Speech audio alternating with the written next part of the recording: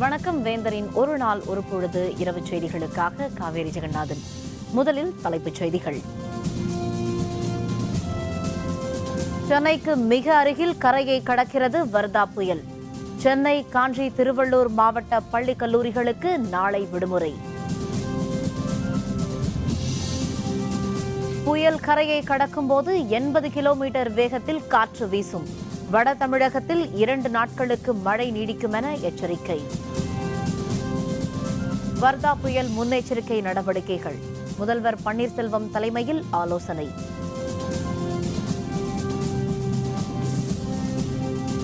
சசிகலாவுடன் முதல்வர் பன்னீர்செல்வம் உள்ளிட்டோர் சந்திப்பு. அதிமுக தலைமை ஏற்க அழைப்பு. சென்னைக்கு மிக அருகில் வர்தா புயல் நாளை கரையை கடக்கும் என்பதால் வட தமிழகத்தில் கனமழை பெய்யும் என சென்னை வானிலை ஆய்வு மையம் தெரிவித்துள்ளது. சென்னையில் செய்தியாளர்களுடன் பேசிய வானிலை ஆய்வு மைய இயக்குநர் பாலச்சந்திரன், வங்கக்கடலில் உருவாகியுள்ள வர்தா புயல் சென்னைக்கு கிழக்கே 330 கிலோமீட்டர் தொலைவில் மையம் கொண்டுள்ளதாக தெரிவித்தார். ஆந்திர மாநிலம் நெல்லூர் மற்றும் காஞ்சிபுரம் மாவட்டம் மாமல்லபுரம் இடையே நாளை பிற்பகலில் கரையை கடக்கும் என்றும் அவர் கூறினார். இதன் காரணமாக சென்னை உள்ளிட்ட வட தமிழக மாவட்டங்களில் கனமழை பெய்யும் என்றும் அவர் தெரிவித்தார்.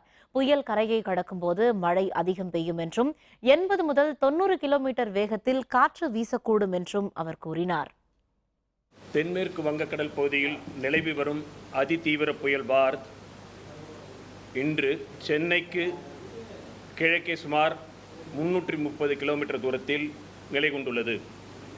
இது மேற்கு நோக்கி நகர்ந்து நாளை டிசம்பர் மாதம் 12ஆம் தேதி பிற்பகலில் தெற்கு ஆந்திரா, வடக்கு தமிழகத்தின் கடலோர பகுதியில் சென்னைக்கு அருகே கரையை கடக்கக்கூடும். இதன் காரணமாக வட தமிழக பகுதிகளில் இன்று இரவு முதல் மழை பெய்ய துவங்கும்.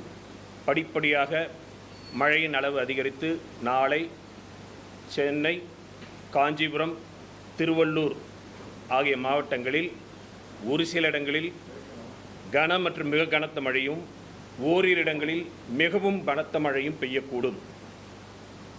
இந்த புயலானது கரையை கடக்கும் பொழுது பலத்த காற்று மணிக்கு 80 முதல் 90 கிலோமீட்டர் வேகத்தில் வீசக்கூடும். கடல் கொந்தளிப்புடன் காணப்படுவதால் மீனவர்கள் அடுத்து வரும் 2 தினங்களுக்கு இந்த பகுதியில் கடலுக்குள் செல்ல வேண்டாம் என்று கேட்டுக்கொள்ளப்படுகிறார்கள். வர்தா புயல் நாளை பிற்பகலில் கரையை கடப்பதால் சென்னை, காஞ்சிபுரம், திருவள்ளூர் ஆகிய மாவட்டங்களில் இன்று இரவில் இருந்து மழை பெய்யும் என சென்னை வானிலை ஆய்வு மையம் தெரிவித்துள்ளது. இந்த பகுதியில் நாளையும் மழை தொடரும் எனவும் வானிலை மையம் எச்சரிக்கை விடுத்துள்ளது. இதனையடுத்து சென்னை, காஞ்சிபுரம், திருவள்ளூர் ஆகிய மாவட்டங்களில் உள்ள பள்ளி கல்லூரிகளுக்கு நாளை விடுமுறை அறிவிக்கப்பட்டுள்ளது. தனியார் நிறுவனங்களுக்கும் விடுமுறை அளிக்க தமிழக அரசு அறிவுறுத்தியுள்ளது. கடலூர் மாவட்டத்தில் உள்ள பள்ளிகளுக்கு மட்டும் நாளை விடுமுறை அறிவிக்கப்பட்டுள்ளது. புதுச்சேரி மற்றும் காரைக்காலில் உள்ள பள்ளிகள் மற்றும் கல்லூரிகளுக்கும் விடுமுறை அளிக்கப்பட்டுள்ளதாக முதல்வர் நாராயணசாமி அறிவித்துள்ளார். வர்தா புயல் எச்சரிக்கை காரணமாக அரக்கோணத்தில் இருந்து பேரிடர் மீட்புக் குழுவினர் சென்னை விரைந்துள்ளனர். திருவள்ளூர், மகாபலிபுரம் பகுதிகளுக்கும் மீட்புக் குழு அனுப்பி வைக்கப்பட்டுள்ளது. ஒரு குழுவிற்கு 40 வீரர்கள் என 5 குழுக்கள் அந்த பகுதிகளுக்கு அனுப்பி வைக்கப்பட்டுள்ளன. வர்தா புயல் காரணமாக சென்னையை அடுத்துள்ள எண்ணூர் துறைமுகத்தில் 10ஆம் எண் புயல் எச்சரிக்கை கூண்டு ஏற்றப்பட்டுள்ளது. சென்னை துறைமுகத்தில் தயார் நிலையில் ராணுவ கப்பல்கள் நிறுத்தப்பட்டுள்ளன. இதில் தேவையான உணவுப் பொருட்கள், மருந்துகள், ரப்பர் படகுகள், ஹெலிகாப்டர்கள் என அனைத்து வசதிகளும் மேற்கொள்ளப்பட்டுள்ளன. பாதுகாப்பாக மக்களை கப்பல் மூலம் அழைத்துச் செல்லவும் முன்னேற்பாடுகள் செய்யப்பட்டுள்ளன. வர்தா புயல் எச்சரிக்கையை அடுத்து கடலூர் துறைமுகத்தில் 8ஆம் எண் புயல் எச்சரிக்கை கூண்டு ஏற்றப்பட்டுள்ளது. மீனவர்கள் கடலுக்கு மீன்பிடிக்க செல்ல வேண்டாம் என்று எச்சரிக்கை விடுக்கப்பட்டுள்ளது. தாழ்வான பகுதிகளில் வசிக்கும் மக்கள் பாதுகாப்பான இடங்களுக்கு செல்லுமாறு அறிவுறுத்தப்பட்டுள்ளனர். வர்தா புயல் வங்கக்கடலில் நிலை கொண்டுள்ளதால் நாகப்பட்டினம் மாவட்ட கடல் பகுதிகளில் வழக்கத்தை விட கடல் அலைகள் அதிக சீற்றத்துடன் காணப்படுகின்றன. மீனவர்கள் 2 நாட்கள் கடலுக்கு மீன்பிடிக்க செல்ல வேண்டாம் என்று எச்சரிக்கை விடுக்கப்பட்டுள்ளது. புயல் எச்சரிக்கை விடுக்கும் வகையில் நாகப்பட்டினம் துறைமுகத்தில் 8ஆம் எண் புயல் எச்சரிக்கை கூண்டு ஏற்றப்பட்டுள்ளது. வர்தா புயல் எச்சரிக்கையை அடுத்து புதுச்சேரி மற்றும் காரைக்கால் துறைமுகத்தில் 8ஆம் எண் புயல் எச்சரிக்கை கூண்டு ஏற்றப்பட்டுள்ளது. கடல் சீற்றம் அதிகமாக காணப்படுவதால் கடலோரத்தில் வசிக்கும் மக்கள் பாதுகாப்பான இடங்களுக்கு செல்லுமாறு அறிவுறுத்தப்பட்டனர். மீனவர்களும் கடலுக்கு மீன்பிடிக்க செல்லவில்லை.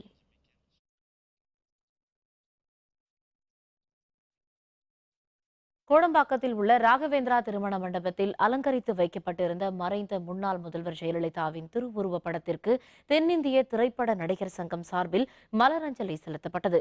நடிகர் சங்க தலைவர் நாசர், துணைத் தலைவர் விஷால் மற்றும் சங்க உறுப்பினர்களும் இதில் கலந்து கொண்டனர். நடிகர் ரஜினிகாந்த், வடிவேலு, விவேக், நடிகைகளை வாணிஸ்ரீ, சச்சு உள்ளிட்ட ஏராளமானோர் அஞ்சலி நிகழ்ச்சியில் பங்கேற்றனர். இதேபோல் மறைந்த பத்திரிகை ஆசிரியர் சோபுக்கும் நடிகர் சங்கம் சார்பில் அஞ்சலி செலுத்தப்பட்டது. கூட ஒரு டைமண்ட் இந்த ஆண் ஆதிக்கம் இருக்கிற இந்த சமுதாயத்தில் அழுத்தப்பட்டு அவருடைய விமர்சனங்களால் இந்த வாழ்க்கையில் அவர் பட்ட துன்பங்களால் தேய்ச்சி தேய்ச்சி தேய்ச்சி ஒரு டைமண்ட் ஆகிட்டு அவர் நம்மளை விட்டு போயிருக்காங்க. அவர் போன பிறகு கோடானு கோடி தொண்டர்கள், மக்கள் அவருடைய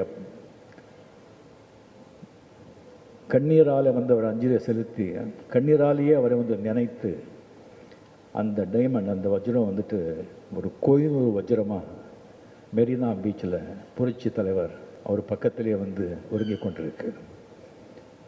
7 நாள் ஆகுது. லட்சக்கணக்கில் வந்து அங்கே வந்து பார்த்துட்டு போயிருக்காங்கன்னு சொன்னால் இது ஒரு சாதாரண மனிதனுடைய பவர் இல்லை, இது இறைவனுடைய ஆசீர்வாதம், அதோடைய பவர். 2 வயசில் அப்பாவை இழந்து படிக்கணும் அப்படிங்கிற ஆசை இருந்தும், சினிமாவில் நடிக்கணுங்கிற ஆசை இல்லாமல் இருந்தும் அது எல்லாத்தையும் திறந்து 22 வயசில் அம்மாவை இழந்து அளவில்லா அழகு, அளவில்லா அறிவு, அளவில்லா பேரு, புகழ், எல்லா சௌகரியங்களும் இருந்து கல்யாண பாக்கியம் கிடைக்காம, உற்றார் உறவினர்கள் எல்லாம் இல்லாமல் தன்னந்தனியாக வாழ்ந்து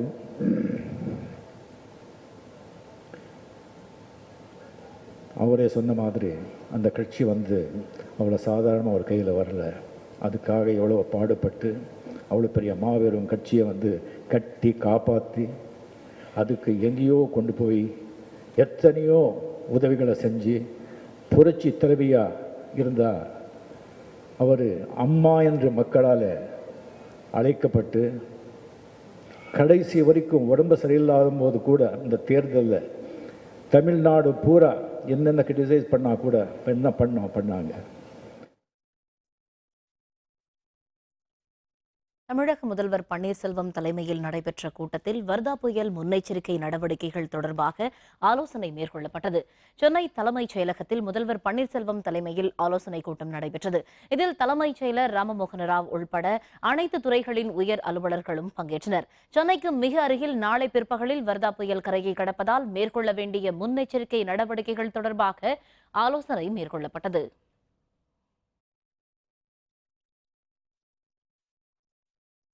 தமிழக அரசின் அனைத்து துறைகளும் வர்தா புயலை எதிர்கொள்ள தயார் நிலையில் உள்ளதாக வருவாய்த்துறை அமைச்சர் ஆர் வி உதயகுமார் தெரிவித்துள்ளார். ஆந்திரம், சென்னை இடையே வர்தா புயல் நாளை கரையை கடக்கிறது.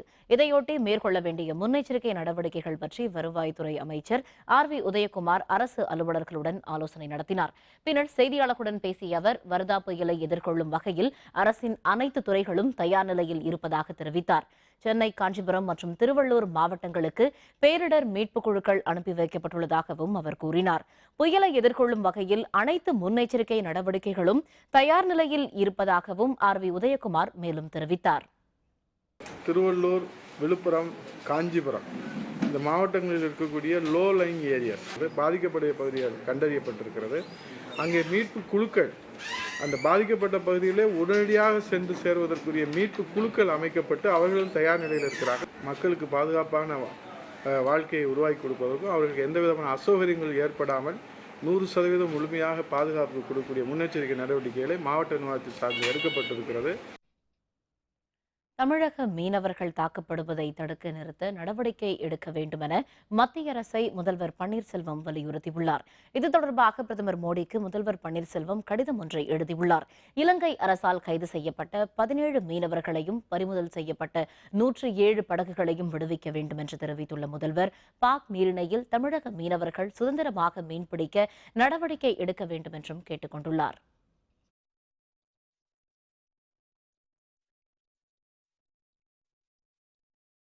சென்னையில் சசிகலாவுடன் தமிழக முதல்வர் பன்னீர்செல்வம், மக்களவை துணைத் தலைவர் தம்பிதுரை உள்ளிட்டோர் 3வது நாளாக இன்றும் ஆலோசனை நடத்தினர். சென்னையில் உள்ள போயஸ் தோட்ட இல்லத்தில் சசிகலாவை முதல்வர் ஓ பன்னீர்செல்வம், நாடாளுமன்ற மக்களவை துணைத் தலைவர் தம்பிதுரை உள்ளிட்டோர் சந்தித்தனர். தமிழக அமைச்சர்களும் அதிமுக அவைத் தலைவர் மதுசூதனன், முன்னாள் அமைச்சர்கள் செங்கோட்டையன், KV ராமலிங்கம், ப மோகன், நாடாளுமன்ற உறுப்பினர்கள் வைத்தியலிங்கம், விஜிலா சத்யானந்த் உள்ளிட்ட பலரும் போயஸ் தோட்ட இல்லத்திற்கு வந்து சசிகலாவை சந்தித்தனர். அதிமுக பொதுச் செயலராக பொறுப்பேற்க வேண்டுமென்று அப்போது சசிகலாவிடம் அனைவரும் வலியுறுத்தினர். மாண்புமிகு இதய தெய்வம் புரட்சித் தலைவி அம்மா அவர்களுடைய புனித ஆட்சியும் கட்சியும் கட்டி காப்பாற்றுவதற்கு அவருடைய அம்மாவனுடைய அன்பிற்கும் பாசத்திற்கும் உரிய சின்னம்மா அவர்கள் தலைமையேற்க வேண்டும் என்று நாங்கள் அவரை வற்புறுத்தி கேட்டுக்கொள்வோம். அதிமுகவின் தலைமை பொறுப்பேற்க சசிகலாவுக்கு அதிமுகவின் கொள்கை பரப்பு செயலரும் மக்களவை துணைத் தலைவருமான தம்பிதுரை அழைப்பு விடுத்துள்ளார். இதுபற்றிய அறிக்கை ஒன்றை வெளியிட்டுள்ள தம்பிதுரை, பல்வேறு சோதனைகளையும் சரித்திர நிகழ்வுகளையும் முதல்வர் ஜெயலலிதாவோடு தோளோடு தோள் நின்று எதிர்கொண்ட சசிகலா அதிமுகவை வழிநடத்த தேவையான தலைமை பண்புகள் நிறைந்தவர் என்று குறிப்பிட்டுள்ளார். மறைந்த முதல்வர் ஜெயலலிதாவின் அரசியல் வாரிசு சசிகலா தான் என்பது அதிமுக தொண்டர்களுக்கும் மக்களுக்கும் நன்றாக தெரியும் என்று குறிப்பிட்டுள்ளார். அதிமுகவின் 1.5 கோடி தொண்டர்களையும் தமிழர்களையும் காக்க சசிகலா தலைமை பொறுப்பேற்க வேண்டும் என்று அவர் கேட்டுக் கொண்டார். திமுக தலைவர் கருணாநிதி மருத்துவ சிகிச்சை முடிந்து இல்லம் திரும்பியதை அடுத்து மத்திய இணையமைச்சர் பொன் ராதாகிருஷ்ணன் அவரை நேரில் சந்தித்து உடல்நலம் பற்றி கேட்டறிந்தார். சென்னை கோபாலபுரம் இல்லத்தில் கருணாநிதியை மத்திய இணையமைச்சர் பொன் ராதாகிருஷ்ணன், வானதி ஸ்ரீனிவாசன், இந்திய கம்யூனிஸ்ட் கட்சியின் மாநில செயலர் முத்தரசன், இந்திய கிரிக்கெட் வாரியத்தின் முன்னாள் தலைவர் ஸ்ரீனிவாசன் ஆகியோர் நேரில் சந்தித்தனர். அப்போது அவரது உடல்நலம் பற்றி அவர்கள் கேட்டறிந்தனர். இந்த சந்திப்பின் போது திமுக பொருளாளர் மு.க. ஸ்டாலின் உடனிருந்தார். பின்னர் செய்தியாளர்களுடன் பேசிய பொன் ராதாகிருஷ்ணன், கொள்கை மாறுபாடு இருந்தாலும் மூத்த அரசியல் தலைவர் என்ற முறையில் கருணாநிதியிடம் உடல்நலம் பற்றி விசாரித்ததாக தெரிவித்தார். இந்த சந்திப்பின் போது அரசியல் பற்றி எதுவும் பேசவில்லை எனவும் பொன் ராதாகிருஷ்ணன் கூறினார். ரொம்ப நேசிக்கக்கூடிய அரசியல் தலைவர்களில் அவர் ஒரு கொள்கை ரீதியாக, எங்களுடைய கட்சி ரீதியாக பல்வேறு வேறுபாடுகள் இருக்குது. அதிலெல்லாம் வேறு விஷயம், அதில் எங்களுக்கு உடன்பாடு உண்டு, அதெல்லாம் ரெண்டாவது விஷயம். ஒரு தலைவர்களுடைய முன்னில், தமிழ்நாட்டினுடைய மூத்த தலைவர் அப்படிங்கிற முன்னில் ஆண்டவன் அவர்களுக்கு அருள் புரிய வேண்டும் என்று நான். ஜெயலலிதா நினைவிடத்தில் திரளானோர் அஞ்சலி. ஞாயிற்றுக்கிழமை என்பதால் குவிந்த கூட்டம். விவரம் விளம்பர இடைவேளைக்கு பிறகு.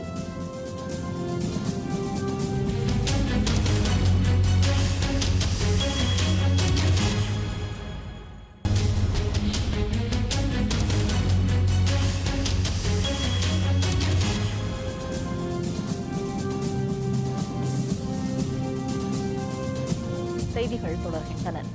வர்தா புயல் நாளை கரையை கடக்க உள்ள நிலையில் சென்னை மெரினா கடற்கரையில் கடல் சீற்றம் அதிகம் காணப்படுவதாக மக்கள் தெரிவித்தனர். வர்தா புயல் சென்னைக்கு அருகில் கரையை கடக்க உள்ளதாக சென்னை வானிலை ஆய்வு மையம் தெரிவித்துள்ளது. சென்னை மெரினாவில் கடல் சீற்றம் அதிகமாக காணப்படுவதாக மக்கள் தெரிவித்துள்ளனர். மேலும் கடற்கரையில் நிறுத்தி வைக்கப்பட்ட படகுகளை மீனவர்கள் மேடான பகுதிக்கு எடுத்துச் சென்றனர். கடலோர ஆக்ரோஷம் அதிகமாக இருக்குது. அதன் காரணமாக காலையில் நாங்கள் யாரும் தொழிலுக்கு போகல, இது விஷயம் தெரிஞ்சோன்னே. ஆனால் இருந்து நாங்கள் ஓரளவுக்கு காலையில் வந்து ஒரு 200 மீட்டர் உள்ளே இழுத்து வச்சுட்டோம் போட்டை. மறுபடியும் ஆக்ரோஷமாக இருந்துச்சு. மறுபடியும் இப்போ ஒரு 300 மீட்டருக்கு அண்ணாட்ட மறுபடியும் இழுத்து வச்சுட்டோம். எங்களால் தூக்கம் இருக்காது. இப்போ நாங்கள் நைட்டு ஃபுல்லாக இப்போ தூங்க முடியாது எங்களால். எந்த நேரத்தில் என்ன நடக்கும்னு யாருக்கும் தெரியாது. அதனால் எங்களால் முடிஞ்ச அளவுக்கு கொண்டு வச்சுருக்கோம். கடல் அலை வந்து ரொம்ப அதிகமாக இருக்குது. காற்றும் வந்து பார்த்திங்கன்னா ரொம்ப அதிகமாக இருக்குது. நாங்களே தெரியாமல் பார்த்திங்கன்னா கிட்ஸை கூட்டிகிட்டு வந்துட்டோம். ஆல்மோஸ்ட் யாரும் வராமல் இருக்கிறது வந்து ரொம்ப நல்லது. வர்தா புயல் பாதுகாப்பு மற்றும் முன்னெச்சரிக்கை நடவடிக்கைகள் தொடர்பாக திருவள்ளூர் மாவட்ட ஆட்சியர் சுந்தரவல்லி உயர் அலுவலர்களுடன் ஆலோசனை நடத்தினார். தெற்கு ஆந்திரம் மற்றும் சென்னைக்கு இடையே வர்தா புயல் நாளை கரையை கடக்கும் என வானிலை ஆய்வு மையம் அறிவித்துள்ளது. திருவள்ளூர் மாவட்டத்தில் முன்னெச்சரிக்கை மற்றும் பாதுகாப்பு நடவடிக்கைகளை மேற்கொள்வதற்காக IAS அலுவலர்கள் தலைமையில் குழு அமைக்கப்பட்டுள்ளதாக மாவட்ட ஆட்சியர் சுந்தரவல்லி தெரிவித்தார். நம்ம மாவட்டத்தில் பார்த்திங்கன்னா 50 சிறப்பு குழுக்கள் 3 டிஆர்ஓ தலைமையில் இருக்காங்க. 846 பேர் ஃபஸ்ட்டு ரெஸ்பாண்டர்ஸ் இருக்காங்க. அத்தனை பேரும் அலர்ட் பண்ணியிருக்கோம். அத்தனை பேரும் ஃபீல்டில் இருக்காங்க. அதிக காற்று இருந்தால் அந்த மின் கம்பங்கள் சாய வாய்ப்பு இருக்குது. அதனால் 4840 மின் கம்பங்கள் தயார் நிலையில் வைக்கப்பட்டுள்ளது. மாவட்ட ஆட்சியர் அலுவலகத்தில் 24 மணி நேரமும் கட்டுப்பாட்டு அறை இயங்கும். மறைந்த தமிழக முதல்வர் ஜெயலலிதா நினைவிடத்தில் தொடர்ந்து 6வது நாளாக அதிமுக தொண்டர்கள், மக்கள் என ஏராளமானோர் கண்ணீர் அஞ்சலி செலுத்தினர். தமிழக முதல்வர் ஜெயலலிதா உடல்நலக் குறைவு காரணமாக அப்பல்லோ மருத்துவமனையில் அனுமதிக்கப்பட்டு சிகிச்சை பலனின்றி கடந்த 5ஆம் தேதி உயிரிழந்தார். இதனையடுத்து அவரது உடல் பொதுமக்கள் அஞ்சலிக்காக ராஜாஜி ஹாலில் வைக்கப்பட்டு பின்னர் எம்ஜிஆர் நினைவிட வளாகத்தில் அடக்கம் செய்யப்பட்டது. இதனையடுத்து கடந்த 7ஆம் தேதி முதல் ஜெயலலிதா நினைவிடத்தில் மக்கள், அதிமுக தொண்டர்கள் உள்பட ஆயிரக்கணக்கானோர் தினமும் அஞ்சலி செலுத்தி வருகின்றனர். திரைப்பட நடிகை த்ரிஷா இன்று ஜெயலலிதா நினைவிடத்திற்கு மாலை அணிவித்து அஞ்சலி செலுத்தினார். மேலும் இன்று விடுமுறை தினம் என்பதால் காலை முதலே ஏராளமானோர் அஞ்சலி செலுத்தினர். ஜெயலலிதா நினைவிடத்திற்கு வரும் மக்கள் கூட்டத்தை ஒழுங்குபடுத்தும் பணியில் காவல்துறையினர் ஈடுபட்டுள்ளனர். அம்மாவை பற்றி சொல்லணுன்னா வார்த்தைகளே கிடையாது. எவ்வளோ பண்ணியிருக்காங்க, நாட்டுக்காகவும் நாட்டு மக்களுக்காக, மகளிருக்காக எவ்வளோ பண்ணியிருக்காங்க. அவங்கள செஞ்ச சேவையெல்லாம் சொல்கிறதுக்கு அளவே கிடையாது. ஒரு வினாடியும் ஒரு நிமிஷமும் நாங்கள் நினச்சிட்டு இருக்கோம். அவங்களுடைய ஆன்மா சாத்தி அடைகிறதுக்கு நாங்கள்லாம் நேராக வேண்டிக்கிட்டு வந்திருக்கோம். இனிமேல் இருக்கிற முதலமைச்சரை அம்மா விட்ட மொத்த எல்லா திட்டையும் செஞ்சு கொடுக்கணும். மக்கள் எல்லாரும் நல்லா காப்பாற்றணும். மகாகவி பாரதியார் பிறந்த எட்டயபுரத்தில் திரளான மாணவ மாணவிகள் அவரை போல் வேடமணிந்து ஊர்வலமாக சென்று மரியாதை செலுத்தினர். தூத்துக்குடி மாவட்டம் கோவில்பட்டி அடுத்த எட்டயபுரத்தில் மகாகவி பாரதியார் பிறந்தார். இன்று அவரது பிறந்த நாளை அங்கு சிறப்பாக கொண்டாடப்பட்டது. நூற்றுக்கணக்கான மாணவ மாணவிகள் பாரதியார் போல் வேடமணிந்தும் அவரது பாடல்களை பாடியவாறும் ஊர்வலமாக சென்றனர். பின்னர் பாரதியார் பிறந்த இல்லத்தில் உள்ள அவரது சிலைக்கு மரியாதை செலுத்தப்பட்டது. அரசியல் கட்சியினர், எழுத்தாளர்கள் உள்ளிட்ட பலரும் பாரதியார் சிலைக்கு மாலை அணிவித்தனர். பாரதியார் பெண்கள் விடுதலைக்காகவும், பெண்கள் கல்விக்காகவும், முன்னேற்றத்திற்காகவும் பற்பல பாடல்களை பாடியுள்ளார். இப்பாடல்களை நமது தமிழக அரசு ஒரு முழு மூச்சாக எடுத்துக்கொண்டு பெண்களின் கல்வியை உயர்த்தியும் பெண்களுக்கு முன்னேற்றத்தையும் வழங்கியுள்ளது. பாரதியார் பிறந்த இம்மண்ணில் பிறந்ததற்கு இங்கு உள்ள குழந்தைகள் அனைவரும் பெரும் மகிழ்ச்சி அடைகிறோம். மகாகவி பாரதியாரின் பிறந்த நாளை ஒட்டி ஈரோட்டில் அவர் கடைசியாக உரையாற்றியதை நினைவு கூறும் வகையில் பேரணியில் கல்லூரி மாணவர்கள் பலர் பங்கேற்றனர். கடந்த 1921ஆம் ஆண்டு ஈரோடு மாவட்டம் கருங்கல்பாளையத்தில் ஈரோடு வாசகசாலை சார்பில் நடைபெற்ற நிகழ்ச்சியில் மனிதனுக்கு மரணமில்லை என்ற தலைப்பில் மகாகவி பாரதியார் கடைசியாக உரையாற்றினார். இதனை நினைவு கூறும் வகையில் மக்கள் சிந்தனை பேரவை சார்பில் கடந்த 20 ஆண்டுகளாக இங்கு பாரதியார் பிறந்த நாள் கொண்டாடப்பட்டு வருகிறது. இதன்படி இன்று நடைபெற்ற பாரத தோஜி பேரணியில் பாரதியார் பேசியதின் 95வது ஆண்டை குறிக்கும் வகையில் 95 கல்லூரி மாணவர்கள் பங்கேற்றனர். கருங்கல்பாளையம் வாசக சாலையில் இருந்து புறப்பட்ட இந்த பேரணி முக்கிய சாலைகள் வழியாக சென்று சம்பத் நகரில் நிறைவடைந்தது. மறைந்த முன்னாள் முதல்வர் ஜெயலலிதாவிற்கு அதிமுக சார்பில் கோயம்புத்தூரில் நடைபெற்ற அமைதி ஊர்வலத்தில் திரளானோர் கலந்து கொண்டு மலர் அஞ்சலி செலுத்தினர். கோவையில் சிவானந்த காலனியில் தொடங்கிய மௌன ஊர்வலம் தெப்பக்குளம் பகுதியில் முடிவடைந்தது. பேரணியில் பங்கேற்ற தொண்டர்கள் கருப்பு சட்டை அணிந்து ஊர்வலமாக சென்றனர். மௌன ஊர்வலத்தின் இறுதியில் அதிமுக தொண்டர்கள் மற்றும் மக்கள் ஜெயலலிதாவின் உருவப்படத்திற்கு மலர் தூவி தங்களின் இறுதி அஞ்சலியை செலுத்தினார்கள். மறைந்த முன்னாள் முதல்வர் ஜெயலலிதாவிற்கு நாகப்பட்டினத்தை அடுத்த கீழ்வேளூரில் ஆயிரக்கணக்கான தொண்டர்கள் ஊர்வலமாக சென்று அஞ்சலி செலுத்தினர். தமிழக அமைச்சர் OS மணியன் தலைமையில் நடைபெற்ற மௌன அஞ்சலி ஊர்வலத்தில் 3000த்திற்கும் அதிகமான தொண்டர்கள் கலந்து கொண்டனர். மறைந்த முதல்வர் ஜெயலலிதாவின் திருவுருவப் படத்துடன் ரத ஊர்வலம் கீழ்வேளூரில் உள்ள முக்கிய வீதிகளை சுற்றி மீண்டும் பேருந்து நிலையத்தை வந்தடைந்தது. பேரணியில் பங்கேற்ற தொண்டர்கள் கருப்பு சட்டை அணிந்து மறைந்த முன்னாள் முதல்வரின் திருவுருவப் படங்களை கையில் ஏந்தியவாறு ஊர்வலமாக சென்றனர். இந்த பேரணியில் பூம்புகார் MLA பவுன்ராஜ், மாவட்ட அவைத்தலைவர் ஜீவானந்தம், மாவட்ட மகளிரணி தலைவி சக்தி மற்றும் அதிமுக கழக நிர்வாகிகள் பலரும் கலந்து கொண்டனர். இரட்டை சதமடித்தார் கேப்டன் விராட் கோலி. 631 ரன்கள் எடுத்து வலுவான நிலையில் இந்தியா. விவரம் விளம்பர இடைவேளைக்கு பிறகு.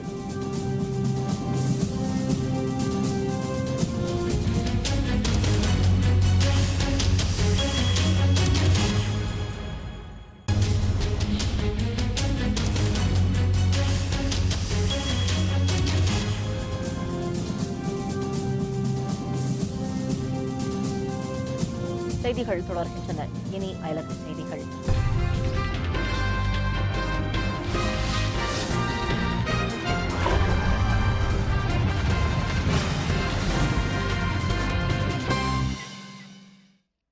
சோமாலியாவில் தீவிரவாதிகள் நடத்திய தற்கொலைப்படை தாக்குதலில் 29 பேர் அந்த இடத்திலேயே பலியாகினர். பலர் படுகாயமுற்றனர். ஆப்பிரிக்க நாடுகளில் ஒன்றான சோமாலியா தலைநகர் மொகாதிசுவில் இந்த தற்கொலை தாக்குதல் நடத்தப்பட்டுள்ளது. வெடிகுண்டுகள் நிரப்பப்பட்ட காரை கொண்டு துறைமுகம் அருகே நடத்தப்பட்ட இந்த தாக்குதலில் 29 பேர் அந்த இடத்திலேயே பலியாகினர். படுகாயமுற்ற பலர் சிகிச்சைக்காக மருத்துவமனையில் அனுமதிக்கப்பட்டுள்ளனர். இந்த தாக்குதலுக்கு அல் ஷபாப் தீவிரவாத அமைப்பு பொறுப்பேற்றுள்ளது. சொமாலியாவில் உள்ள ஆப்பிரிக்க நாடுகளுக்கான அமைதி குழுவினரை வெளியேற்றும் விதமாக இத்தகைய தாக்குதல்களை அந்த அமைப்பினர் நடத்தி வருவது குறிப்பிடத்தக்கது.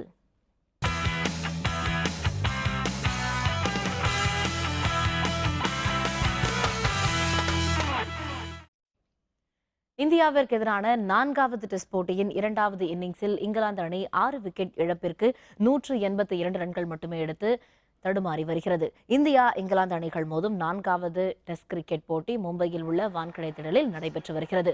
இதில் டாஸ் வென்ற இங்கிலாந்து அணி முதலில் பேட்டிங்கை செய்த நிலையில் 400 ரன்களுக்கு ஆட்டமிழந்தது. முதல் இன்னிங்ஸை விளையாடிய இந்திய அணி நேற்றைய ஆட்ட நேர முடிவில் 7 விக்கெட்டுகள் இழப்பிற்கு 451 ரன்கள் எடுத்திருந்தது. இன்று தொடர்ந்து விளையாடிய இந்தியா சிறப்பான ஆட்டத்தை வெளிப்படுத்திய நிலையில் 631 ரன்கள் குவித்து ஆட்டமிழந்தது. இந்திய கேப்டன் விராட் கோலி அதிரடியாக விளையாடி இரட்டை சதமும் ஜெயந்த் யாதவ் சதமும் அடித்தனர். ஒரே ஆண்டில் 3 முறை இரட்டை சதம் அடித்த வீரர் என்ற பெருமையை விராட் கோலி பெற்றார்.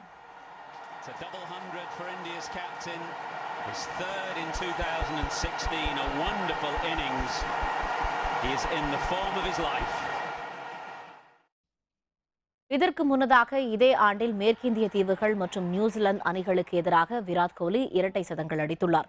முதல் இன்னிங்ஸில் இந்திய அணி 231 ரன்கள் முன்னிலை பெற்றுள்ள நிலையில் இங்கிலாந்து அணி தனது 2வது இன்னிங்ஸை தொடங்கியது.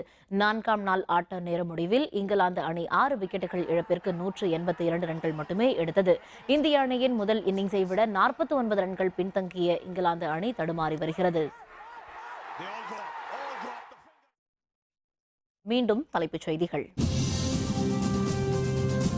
சென்னைக்கு மிக அருகில் கரையை கடக்கிறது வர்தா புயல். சென்னை, காஞ்சி, திருவள்ளூர் மாவட்ட பள்ளி கல்லூரிகளுக்கு நாளை விடுமுறை. புயல் கரையை கடக்கும் போது 80 கிலோமீட்டர் வேகத்தில் காற்று வீசும். வட தமிழகத்தில் 2 நாட்களுக்கு மழை நீடிக்கும் என எச்சரிக்கை. வர்தா புயல் முன்னெச்சரிக்கை நடவடிக்கைகள். முதல்வர் பன்னீர்செல்வம் தலைமையில் ஆலோசனை. சசிகலாவுடன் முதல்வர் பன்னீர்செல்வம் உள்ளிட்டோர் சந்திப்பு. அதிமுக தலைமை ஏற்க அழைப்பு.